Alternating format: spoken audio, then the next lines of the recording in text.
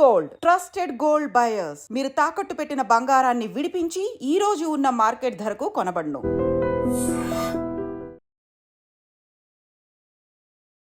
యమున గారు, ఏం జరిగింది ఈ ఆలయానికి సంబంధించి? కబ్జా కోరల్లో ఈ ఆలయ భూమి ఎలా చిక్కుకుంది? పాత బాస్తి అని చెప్పుకుంటున్న మన ప్రాచీన మహానగరంలో ఎన్నెన్ని ఆలయాలు ఉన్నాయి. ఇప్పటి వరకు ఒక 450 నుంచి 500 కోట్ల ప్రాపర్టీని మనము ఎంక్రోచ్మెంట్స్ నుంచి విడిపించుకుంటూ తీసుకొచ్చాం. మన సమాజంలో ఎంతో మంది ఉన్నారు, భక్తులు ఉన్నారు, హిందుత్వ సంస్థలు ఉన్నాయి. మరి వారెవరూ చేయలేనిది మీరొక్కరే ఎందుకు ఇలా నడుం బిగించారు? ఈరోజు కబ్జా కోరల్లో వాడు యథేచ్ఛగా పక్కన ఎంక్రోచరు, వాడు ఎంత ధైర్యంగా వాడు కట్టేసుకుంటూ వస్తున్నాడు. కాబట్టి దానికి నిరసనగానే ఈరోజు ఏదైతే సమన్వయ లోపం, ఎండోమెంట్ ఒక్కటే సరిపోదండి. ఎండోమెంట్, జిహెచ్ఎంసీ, రెవెన్యూ, పోలీస్ ఇలా 4 శాఖలు పనిచేస్తేనే ఆలయ భూములు కబ్జా కోరాల నుంచి విడిపించే పరిస్థితి ఉంది.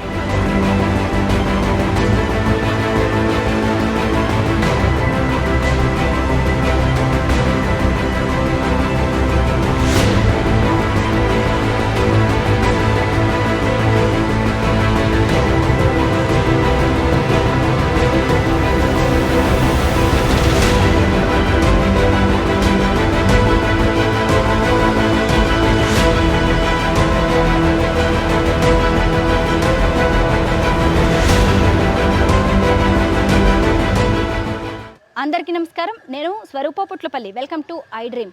2000 ఏళ్ల చరిత్ర కలిగిన పురాతన గోపాలకృష్ణ ఆలయ ప్రాంగణంలో నేనున్నాను. హైదరాబాద్ ఓల్డ్ సిటీలోని గాజిబండ ప్రాంతంలో ఈ ఆలయం ఉంటుంది. ఈ ఆలయంలో ఎంతో సుందరమైన శ్రీకృష్ణుడి ఆలయం, విగ్రహం ఉంటాయి. దాంతోపాటు ఆంజనేయ స్వామి ఆలయం కూడా ఉంది. అలాగే సజీవ సమాధి అయిన స్వామీజీల సమాధులు ఇక్కడ ఉన్నాయి.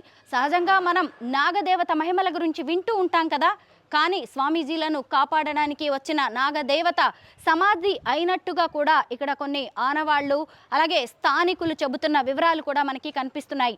అయితే ఇంత చారిత్రక ప్రాశస్త్యం కలిగిన ఈ గోపాలకృష్ణ ఆలయ ప్రాంగణంలోని స్థలాన్ని కొందరు కబ్జా చేసి బిల్డింగులు కట్టే ప్రయత్నం చేస్తున్నారు అనే వార్తలు గత కొద్ది రోజులుగా బలంగా వినిపిస్తున్నాయి.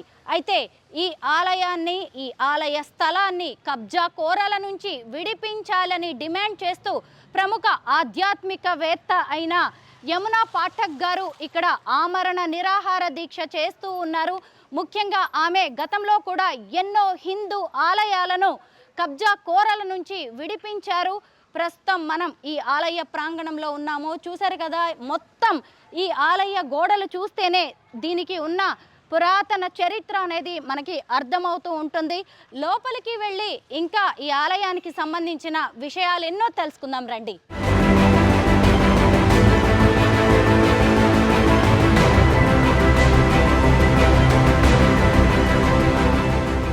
వందల ఏళ్ల క్రితమే ఓ స్వామీజీ ఇక్కడ సజీవ సమాధి అయినట్టుగా చెబుతున్నారు.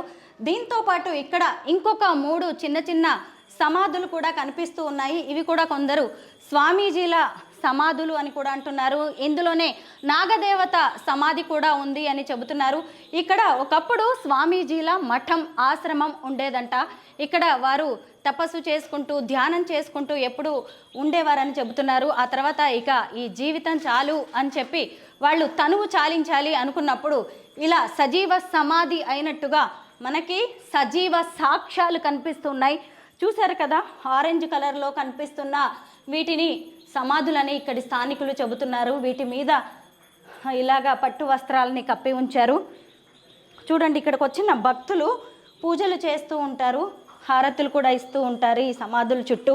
అయితే వందల ఏళ్ల నాటివి కాబట్టి దీని చరిత్ర, దీని కథ, ఇది ఎవరి సమాధి, దీని వెనక ఉన్న రహస్యం ఏంటి అనేది కూడా మనందరికీ తెలిసే అవకాశం లేదు. ఎందుకంటే దీనికి సంబంధించిన శిలా శాసనాలు లేవు.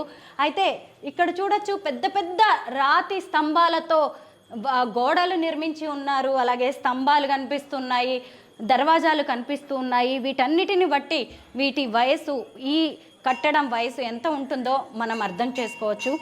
ఇదిగోండి, ఇక్కడ ఆలయానికి ఎదురుగానే అక్కడ గోపాలకృష్ణ స్వామి ఆలయం ఉంది.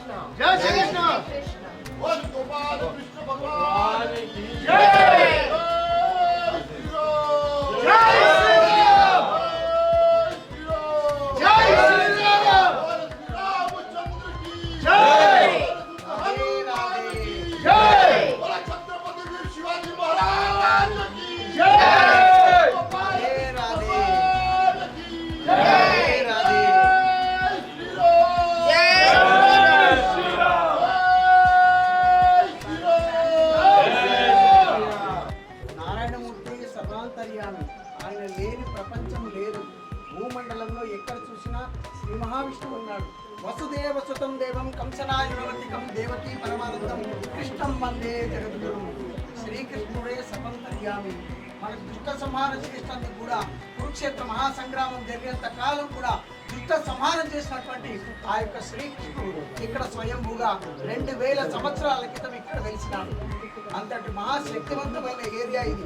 ఇక్కడ సాయిబులు పరిపాలించి ఇక్కడంతా దుర్మార్గులంతా వచ్చి కబ్జాలు చేసుకుని మన భూములంతా తీసుకొని ఇళ్ళు కట్టుకున్నారు. కాబట్టి దాని గురించే ఈరోజు ఆ కృష్ణుడి దగ్గరికి వచ్చి మనం ప్రాధేయపడుతున్నాం. స్వామి, మాకు న్యాయం ధర్మం కావాలి. మన హిందూ ధర్మంలో మనకు అందరూ శక్తివంతంగా మన కార్యక్రమాలు చేసుకోవాలి. మన పూజలు ఇక్కడ పూజ చేసుకోవాలంటే కష్టం ఉంది. అంతా దుర్మార్గులే. పూజ చేసుకోవడానికి కష్టము, మైకు పెట్టుకోవడానికి కష్టము, మంత్రం చదవడానికి కష్టము. కాబట్టి ఈ దేవాలయం ప్రాంగణంలో ఉన్నటువంటి మన ఆస్తులు ఏమున్నాయో అవన్నీ మనకు కాపాడుకోవాలి. ఓం అగ్నేర్వసతద్భవాః. అందరి చేతులు జోడించుకోండి.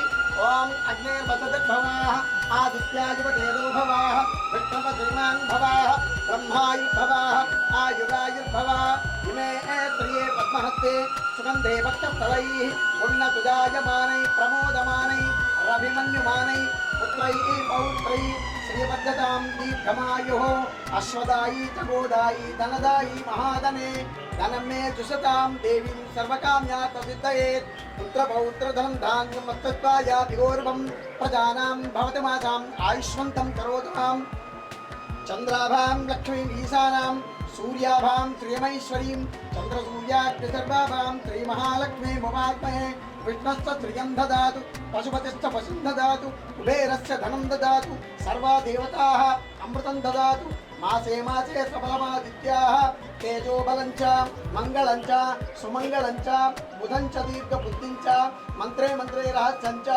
శుక్ర సౌఖ్యం చ శని శాంతిం చ రాహోరాజ్యం చ కేతునాం ప్రబలగుం సహస్రకామోద్భవం దుభతాం దీర్ఘమాయుః శతమానం భవతి శతాయ పురుష శరేంద్రియ ఆయుష్యేంద్రియే ప్రతి సౌభాగ్యవతి భవ.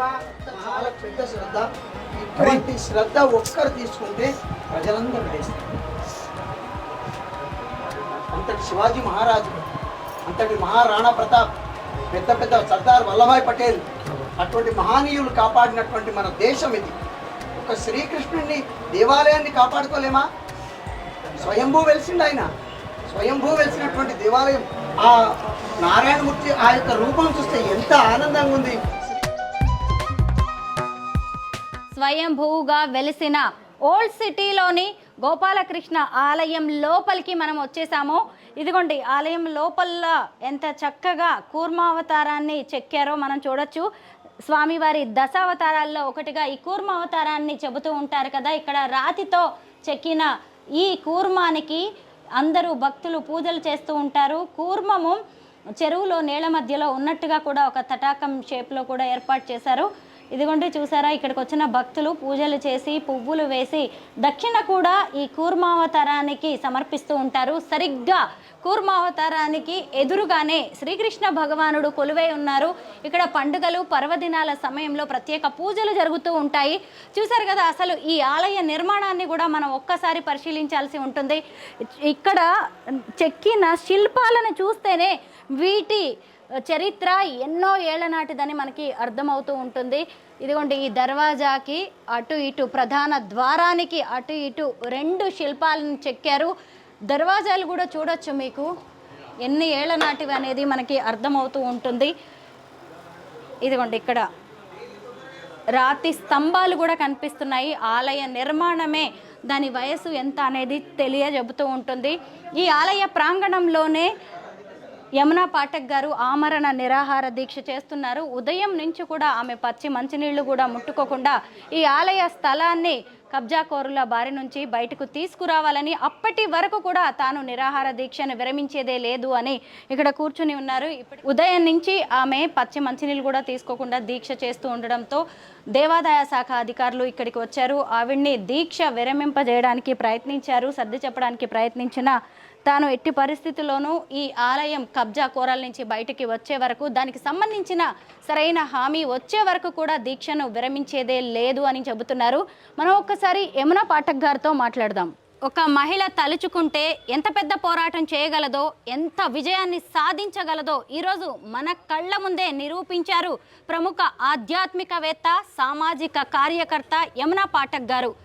ఎన్నో ఏళ్లుగా ఇక్కడ కబ్జాలో చిక్కుకున్న ఆలయ స్థలాన్ని బయటకు తీసుకురావాలని ఆమె ఆమరణ నిరాహార దీక్ష చేయడంతో ఏకంగా దేవాదాయ శాఖ అధికారులే కదిలి వచ్చి ఖచ్చితంగా అక్కడ నిర్మాణాన్ని ఆపుతాము అని, అలాగే దేవాలయానికే అది దక్కేలాగా ఆ స్థలాన్ని చేస్తామని వారు హామీ ఇచ్చారు. దాంతో ఇక్కడ గోపాలకృష్ణ ఆలయంలో పూజారిగా పనిచేస్తున్న వారు వచ్చి మంచినీళ్లు ఇచ్చి యమునా పాఠక్ గారి దీక్షను విరమింపజేశారు. ఒక్కసారి యమునా పాఠక్ గారితో మాట్లాడదాం. నమస్తే అండి. నమస్తే. ముందుగా మీకైతే ధన్యవాదాలు. గొప్ప పోరాటం చేశారు. నేను చూస్తుండగానే అంతా జరిగిపోయింది. ముందుగా నాకు ఈ ఆలయ చరిత్ర గురించి చెప్పండి. ఈ ఆలయం వచ్చేసి దాదాపు 1700 సంవత్సరాల నుంచి 2000 సంవత్సరాల పురాతనమైన ఎంతో ప్రాశస్త్యమైన గోపాలకృష్ణ ఆలయం ఇది. ఇక్కడ సాక్షాత్తు శ్రీ మహావిష్ణువు కృష్ణావతారంలో ఇక్కడ వెలిశాడు అని స్థానికులు చెప్పడం మనం అనేక కథనాల రూపాల్లో మనం వింటూ వచ్చాము. చాలా ప్రాశస్త్యం ఉన్న ఆలయం ఇది. ఎంతో మహిమగల భగవంతుడు ఇక్కడ. దాదాపు 40 సంవత్సరాలుగా కూడా అజ్ఞాతంలో ఉంది ఈ ఆలయం. అసలు ఇంత పెద్ద ఆలయ ప్రాంగణం ఉందని కూడా చాలామందికి తెలియని పరిస్థితి ఇక్కడ. ఇది మనం ఎన్నో సందర్భాలలో ఇక్కడ మరి ఎంతో ప్రాచీన మహానగరం, మన పాతబస్తీ అని చెప్తున్న మన ప్రాచీన మహానగరంలో ఇది ఒక తపోభూమి అంటాను. ఎందుకంటే చాలామందికి తెలియంది ఏంటంటే చరిత్ర పుటమిలోకి ఒక్కసారి తొంగి చూస్తే ఎక్కడో మనం ఉత్తరాఖండ్లో మనం తపోభూమి అంటున్నాం, కానీ మన భాగ్యనగరంలో అడుగడుగునా కూడా అనేక దివ్యమైన భవ్యమైన ఆలయాలు, ఆలయ ప్రాంగణాలు ఎంతో పురాతనమైనది. 1, 2 కాదు, కొన్ని వేల సంవత్సరాలు పురాతనమైన ఆలయాలు, మరీ ముఖ్యంగా స్వయంభూ క్షేత్రాలు ఇక్కడ వెలవడం చాలా చాలా సంతోషకరమైన విషయం. ఎందుకంటే ఎంతోమంది తపస్సంపన్నులు, ఎంతోమంది పండితులు, ఎంతోమంది ఋషులు ఇక్కడ తపస్సు చేశారని కూడా చరిత్రలో మనకి ఎన్నో ఆధారాలు మీరు ఒక్కసారి చదివితే ఎన్నో కథల రూపాలు మనకు కనపడుతూ ఉంటాయి. ఎన్నో చరిత్రలు ఇక్కడ ఉన్నాయి. అలాంటి పుణ్య భూమి ఈ ప్రాచీన ప్రాశస్త్యం ఉన్న మహానగరం. మరి ఇలాంటి మహానగరంలో మనము మన దేవీ దేవతలను కొలుచుకోలేకపోవడము, ఇక్కడ కనీస ధూపదీప నైవేద్యాలు లేకడము, ఇలాంటివన్నీ చూస్తే చాలా చాలా బాధేసింది. ఎందుకంటే గుర్తుపెట్టుకోండి, ఎక్కడో ఉన్న ఇస్లామిక్ నేషన్స్, ఇప్పుడు మన కంబోడియా, అలాగే ఇండోనేషియా, ఇటువంటివన్నీ కూడా ఈ దేశాలలో కూడా మనకి అక్కడ మన ఆలయాలు ఉంటే వాటిని ఎంత జాగ్రత్తగా వాళ్ళు పరిరక్షిస్తున్నారు. అవి ఒక హెరిటేజ్ సెంటర్స్గా చూస్తూ ఉన్నారు. అంటే ఇస్లామిక్ నేషన్స్లో కంబోడియా, ఇండోనేషియా, మలేషియా లాంటి దేశాలలో కూడా ఇవి ఒక కల్చరల్ సెంటర్స్గా చూస్తున్న పరిస్థితిలో మనము ఏదైతే పాతబస్తీ అని పిలువబడుతుందో ఒక తపోభూమి అని నేను చెప్తున్నానో, ఇక్కడ ఎన్ని దివ్యమైన భవ్యమైన ఆలయాలు ఉంటే ఇవి మన ఒక సంస్కృతికి, మన పూర్వీకులకి, వాటి యొక్క చరిత్రకి ప్రతీకలు ఇవి. మరి వీటిని నిర్లక్ష్యం చేసి అధికారం ఎవరిచ్చారండి? ఒకప్పుడు నిజాములు పరిపాలించినప్పుడు కూడా మన ఆలయ భూములు దేదీప్యమానంగా ఉండేవిట.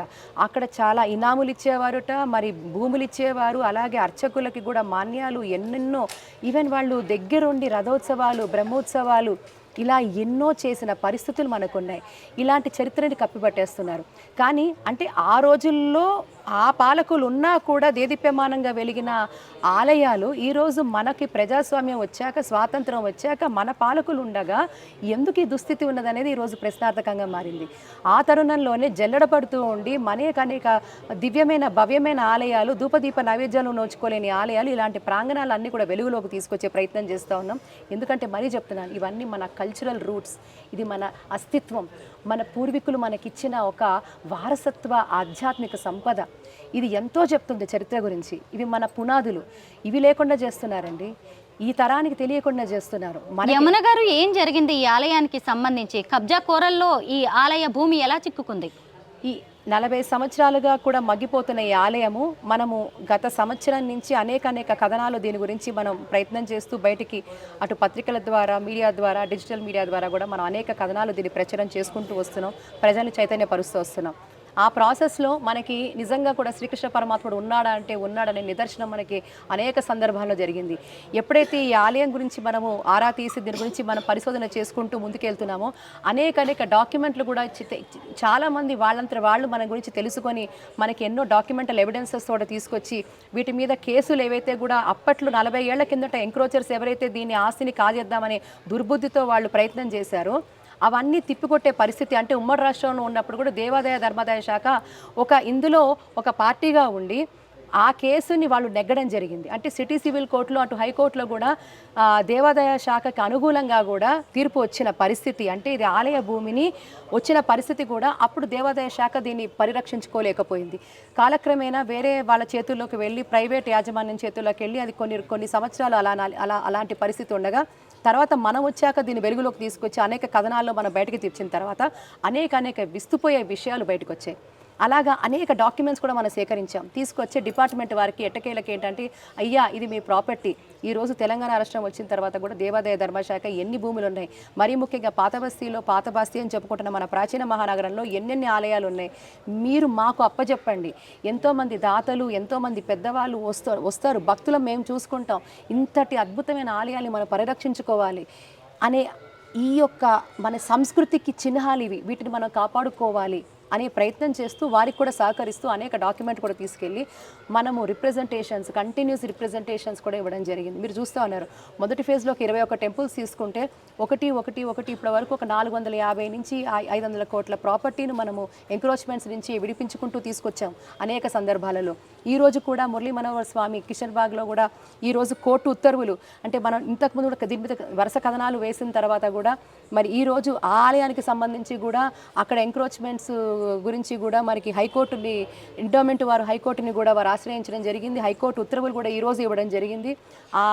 దానికి సంబంధించి ఆస్తి కూడా ప్రొటెక్ట్ అవ్వడం పరిధిలో కొంతవరకు ప్రొటెక్ట్ అయింది. ఇంకా ఆలయానికి సంబంధించి కూడా మురళీ మనోహర్ స్వామి ఆలయం ఆస్తులు కూడా చాలా కోకొలలుగా ఉన్నాయి. ఇలా చెప్పుకుంటూ పోతే మీకు పాత బస్తీ చెప్పుకోబడుతున్న ఈ ప్రాచీన మహానగరంలో అనేక ఆలయాలు ఈరోజు మేము వెలికి తీస్తున్న దాంట్లో 100 ఎకరాలు 1000 ఎకరాలు 1000 కోట్ల రూపాయలు ఈరోజు అవన్నీ కూడా పరిరక్షింపబడితే మన ఆలయం మన సంస్కృతి ఒకప్పుడు ఎంత దేదీప్యమానంగా ప్రతి ఆస్పెక్ట్, అంటే మన ఒక జీవన గమనం అంతా కూడా ఆలయాలతో ముడిపడి ఉండిన పరిస్థితి. అలాంటి ఒక చక్కటి సంస్కృతి సమాజ హితం కోసం సమాజ శ్రేయస్సు కోసం ఏర్పడిన ఆలయాలు మన గుడి మన బలం అనే నినాదంతో మీ కార్యక్రమం స్టార్ట్ చేశాం. ఆ నినాదంతోనే మళ్ళీ సమాజాన్ని ఒక యూనిటీగా ఒకవైపు తీసుకురావాలి, ప్రజాహితం కోసం మళ్ళీ కార్యక్రమాలు జరగాలి, అది ఆలయం కేంద్రంగా జరగాలని ఒక సదుద్దేశంతో చేస్తున్న ప్రయత్నంలో భాగంగా డిపార్ట్మెంట్ వారిని కూడా సహకారం అడగడం జరిగింది. వారికి సంబంధించి అన్ని పత్రాలు ఇచ్చి అయ్యా ఈరోజు కబ్జా కొరల్లో చిక్కుకుంటూ ఉన్నాయి, వాడికి ఎంత ధైర్యం, వాడు సిస్టమ్ని ఒక ఎంక్రోచర్కి మతంతో సంబంధం లేదు కులంతో సంబంధం లేదు, వాడు ఎంక్రోచర్ అంటే వాడు ఒక యాంటీ సోషల్ ఎలిమెంట్, వాడు ప్రభుత్వాన్ని ప్రభుత్వ యంత్రాంగాన్ని ప్రజాస్వామ్యాన్ని హేళన చేస్తున్నాడు, వాడు ధిక్కరిస్తున్నాడు. అలాంటి వాడికి మనం తప్పకుండా కూడా వాడికి బుద్ధి చెప్పాల్సిన అవసరం ఉంది. ఆ పరిస్థితుల్లోనే మనం పనిచేసుకుంటూ వస్తున్నాం. ఈరోజు కబ్జా కొరల్లో వాడు యథేచ్ఛగా పక్కన ఎంక్రోచరు, వాడు ఎంత ధైర్యంగా వాడు కట్టేసుకుంటూ వస్తున్నాడు. కాబట్టి దానికి నిరసనగానే ఈరోజు ఏదైతే సమన్వయ లోపం, ఎండోమెంట్ ఒక్కటే సరిపోదండి, ఎండోమెంట్ జిహెచ్ఎంసీ రెవెన్యూ పోలీస్ ఇలా 4 శాఖలు పనిచేస్తేనే ఆలయ భూములు కబ్జా కొరాల నుంచి విడిపించే పరిస్థితి ఉంది. ఈరోజు భారతదేశం అంతా ఒక చట్టం అయితే పాత బస్తీలో చట్టమే లేదు. మనం అందరం ట్యాక్సులు కట్టట్లేదా? ఒక సగటు ఇప్పుడు హైడ్రా తీసుకొచ్చి ఎంతమంది మధ్యతరగతి కుటుంబాలు, ఎంతమంది వాడు తెలియనివాడు, వాడు తెలియకుండా వాడు కొనుక్కున్నాడు, వాడిని ఉపేక్షించారా? వాడి కొల్లగొట్టారుగా. మరి ఈరోజు హైడ్రా లాంటి సంస్థలు పాత బస్తీలో ఎందుకు రావటం లేదు? పాత బస్తీలో ఎందుకు అధికార యంత్రాంగం పనిచేయటం లేదు? ఇక్కడ ట్యాక్సులు కట్టడం లేదా? మొత్తం అందరం ట్యాక్సులు కడతాం, కానీ పాత బస్తీలో రూల్స్ లేవు, రెగ్యులేషన్స్ లేవు, అడిగే నాదుడు లేడు. ఎందుకు లేడు? ఎక్కడ ఉంటున్నాం? పాకిస్తాన్లో ఉంటున్నామా? బంగ్లాదేశ్లో ఉంటున్నామా? భారతదేశంలో ఉంటున్నామా? భారతదేశంలో ఉంటే మన భారతదేశంలో అవలంబించాల్సిన చట్టాలు పాత బస్తీలో ఎందుకు అవలంబించటం లేదు? ఇక్కడ అధికార యంత్రాంగం ఎందుకు స్పందించటం లేదు? అధికార యంత్రాంగం ఎందుకు మాట్లాడదు? దేనికి భయభ్రాంతులకు గురవుతున్నారు? ఇప్పుడు అధికారులు మీకు ఏ హామీ ఇచ్చారు? ఈరోజు ఎండోమెంట్ శాఖ వారైతే హామీ ఇచ్చారు, తప్పకుండా వారి పరిధిలో ఉన్న ప్రయత్నం చేస్తామంటున్నారు. మేము అంటున్నాం, మీ పరిధి ఎవరు డిసైడ్ చేయాలండి? ఈరోజు ఇన్ని ఆధారాలతో అన్ని డాక్యుమెంట్స్ ఇవ్వడం జరిగింది, కానీ ఇక్కడ సమన్వయ లోపం కూడా చాలా స్పష్టంగా కనబడుతుంది. జిహెచ్ఎంసీ వారి సమన్వయ లోపం కనబడుతుంది, రెవెన్యూ వారి లోపం కనబడుతుంది. మరి వారితో కూడా ఇందాక మాట్లాడించే ప్రయత్నం చేశారు. జిహెచ్ఎంసీ జోనల్ కమిషనర్ గారు కూడా ఇందాక మాట్లాడే ప్రయత్నం చేశారు వెంకన్న గారు. మరి చట్టపరమైన మేము చర్యలు తీసుకుంటామని చెప్పారు. అది తీసుకున్న తర్వాతనే ఈరోజు టెంపరీగా విరమణ అనేది చేయడం జరిగింది. వారు చెయ్యని ఎడల తప్పకుండా ఇది పెద్ద ఎత్తున భక్తుల ఉద్యమం అవుతుందనేది చరిత్రలో ఇది తప్పకుండా దీని గురించి అలాంటి భక్తుల చేత చేపడే ఉద్యమంగా మారబోయే అవకాశం వీళ్ళు కనుక స్పందించకపోతే తప్పకుండా జరుగుతుందని చెప్తాను. యమున గారు, మన చుట్టూ మన సమాజంలో ఎంతోమంది ఉన్నారు, భక్తులు ఉన్నారు, హిందుత్వ సంస్థలు ఉన్నాయి. మరి వారెవరూ చేయలేనిది మీరొక్కరే ఎందుకు ఇలా నడుం బిగించారు? అంటే ఎవరూ చేయలేదు అని అని ఈరోజు మన పూర్వీకులు వాళ్ళు గనక మనకెందుకులే, మరి దొరల పాలనలో ఉన్నాము, వాళ్ళు ఉంటే ఉన్నానులే, బానిస బతుకులు బతుకుచ్చలే అని అనుకొని ఉంటే ఈరోజు మనకు స్వాతంత్రం వచ్చేది కాదు. ఈరోజు ఏవైతే ఈ శృంఖాలు ఏవైతే ఈరోజు సనాతన ధర్మం అని చెప్పుకుంటున్నామో, మన ఆలయాలని చెప్పుకుంటున్నామో, పాత బస్తీ అంటే హిందువులకు స్వేచ్ఛ లేదని చెప్పుకుంటున్నామో, ఎందుకు చెప్పుకోవాలని అడుగుతున్నా. కాన్స్టిట్యూషనల్ రైట్ మనకు లేదా? 100 మంది హిందువులు ఉన్న చోట అన్య మతస్థులు నిరభ్యంతరంగా చక్కగా హాయిగా దేదీప్యమానంగా వాళ్ళ ప్రార్థనా స్థలాలకు వెళ్ళి ప్రార్థన చేసుకుంటున్నప్పుడు, హాయిగా ఉంటున్నప్పుడు, కాన్స్టిట్యూషనల్ రైట్ వాళ్ళు అనుభవిస్తున్నప్పుడు, అన్య మతస్థుల ఎక్కువ శాతం ఉన్న ప్రాంతాలలో మన హిందూ ఆలయాలు ఉంటే ఎందుకు గంట కొట్టకూడదు? హిందూ ఆలయాలు దేదీప్యమానంగా ఎందుకు వెళ్ళకూడదు? ఎందుకు అవమానం జరుగుతోంది? ఎందుకు ఎంక్రోచ్మెంట్స్ జరుగుతున్నాయి? ఎందుకు వాళ్ళు బట్టలు ఆరేస్తున్నారు? ఎందుకు ఇక్కడ బీర్ బాటిల్స్ వేస్తున్నారు? ఎందుకు ఇక్కడ మాంసం ముక్కలు వేస్తున్నారు? ఎందుకు ఇక్కడ చేయరాని కార్యకలాపాలు చేస్తున్నారు? మనం వాళ్ళ అన్య మతస్థుల్ని మనం గౌరవించినప్పుడు మన హిందూ దేవాలయాన్ని వాళ్ళు ఎందుకు గౌరవించలేకపోతున్నారు? కాన్స్టిట్యూషనల్ రైట్ మనకి లేదా? ఒక్కళ్ళకే ఉందా? ఈక్వాలిటీ మనకి లేదా? మనం చేస్తే కమ్యూనల్, వాళ్ళు చేస్తే కాన్స్టిట్యూషనల్ రైట్ ఎలా అవుతుంది? ఈక్వాలిటీ ఫర్ ఆల్ కదా, constitution is all for all కదా. ఇది మనకెందుకు లేదు? మనం మాట్లాడితే కమ్యూనల్ ఎందుకు అవుతుంది? ఎందుకు కమ్యూనల్ బుచ్చి చూపిస్తున్నారు? ఇది తప్పు కదా. కాన్స్టిట్యూషన్ రైట్ అందరికీ ఒకేలాగా ఉండాలిగా. ఏ రాజకీయ పార్టీ అయినా కావచ్చు, ఎవరైనా కావచ్చు, ఏదైనా కావచ్చు, వాళ్ళ ప్రజాప్రతినిధులు ఒక్క పార్టీకో లేకపోతే వాళ్ళ ప్రజాప్రతినిధులు ఏ ఒక్క మతానికో కులానికో ప్రజాప్రతినిధులు కాలేదు కదా. మీరు ప్రతి ఒక్కరి మనోభావాన్ని గౌరవించాల్సిన అవసరం ఉంది కదా. దాన్ని ధిక్కరించినట్టు తప్పకుండా ప్రజాస్వామ్యంలో ప్రజలు తప్పకుండా మీకు బుద్ధి జరిపే పరిస్థితి తప్పకుండా ఉంటుంది. మీరు ఎవరైనా ఉండొచ్చు కాక, ఎవరైనా ఉండొచ్చు కాక సంబంధమే లేదు. మీరు ఏ పార్టీ అయినా ఉండొచ్చు కాక, మీరు ఏ మతానికి సంబంధించిన వారు ఉండొచ్చు కాక, ఏ కులానికి సంబంధించిన వారు. Constitution is equal for everyone irrespective of caste, creed, religion. అలాంటప్పుడు మీరు చేయాల్సిన పరిస్థితి ప్రతి ఒక్కరి మనోభావాలు గౌరవించడము, ప్రతి ఒక్కరిని గౌరవించడం. గౌరవం అనేది ఇచ్చిపుచ్చుకోవాలి, అది అందరికీ సమానంగానే ఉండాలి. యమున గారు, ఇందాక మీరు ఒక మాట అన్నారు, 500 కోట్ల విలువైన 21 దేవాలయాలని కబ్జా కోరల నుంచి బయటకు తీసుకొచ్చాను అని. అవన్నీ కూడా హైదరాబాద్ లోనే అవి 2-3 కేవలం 2 ఆలయాలకి సంబంధించి. ఇంకా ఇప్పుడు ఈరోజు ఇంకొక కోర్టు ఉత్తర్వు ఇవ్వాలి మన మురళీ మనోహర్ స్వామి టెంపుల్ గురించి. ఈరోజు మనం చేస్తున్న ప్రయత్నం వల్లే అది బయటకు వచ్చింది. మరి డిపార్ట్మెంట్ వారు కూడా సహకరిస్తున్నారు, స్పందిస్తున్నారు.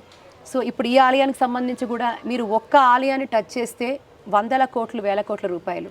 మరి ఈరోజు ఆలయాలకు సంబంధించి కూడా అన్యాక్రాంతం అయిపోతూ రెంట్లు కూడా ఇవ్వలేని పరిస్థితి. ఆ రెంట్లు ఇచ్చినా కూడా హిందూ ఇతర వ్యవస్థలకు ఇచ్చి అక్కడ రెంట్లు కూడా ఇవ్వలేని పరిస్థితి, వాటిని మూసేస్తున్న పరిస్థితి. ముందుగా ఇక్కడ ఆలయం ఉంది అని ఆనవాళ్ళు లేకుండా చేయడం, దాన్ని కాలక్రమేణా మూసేయడం, అర్చక స్వామిని తీసేయడము, తర్వాత ఆ గుడిలో విగ్రహాన్ని మాయం చేయడము, తర్వాత గుడిలో ఆ ఒక్క ఆలయాన్ని అంచెలంచెలుగా కబ్జా చేయడము, కట్టుకోవడము అనేది పరిపాటిగా ఈరోజు పాతబస్తీలో మారుతున్న పరిస్థితి. దీనికి తప్పకుండా చరమగీతం పాడతాము. ఇది ఇక మీద సాగే పరిస్థితే ఉండకూడదు. అది లేకుండా చేస్తాం. దేదీప్యమానంగా మళ్ళీ పాత బస్తీ అని చెప్పబడుతున్న ఈ ప్రాచీన మహానగరాన్ని మళ్ళీ తపోభూమిని చేస్తాం. ఇది తప్పకుండా సిద్ధిస్తుంది, తప్పకుండా జరుగుతుంది. కృష్ణం వందే జగద్గురం. ఇది తప్పకుండా జరుగుతుంది. నిర్లక్ష్యానికి గురవుతున్న శిథిలావస్థలో ఉన్న దేవాలయాల్ని, అలాగే అన్యాక్రాంతం అవుతున్న దేవాదాయ భూముల్ని పరిరక్షించడానికి మీరు చేస్తున్న ఉద్యమం అనేది చాలా గొప్పది. మాలాంటి వాళ్ళం ఎప్పుడు మీ వెనక ఉంటాం. Thank you so much.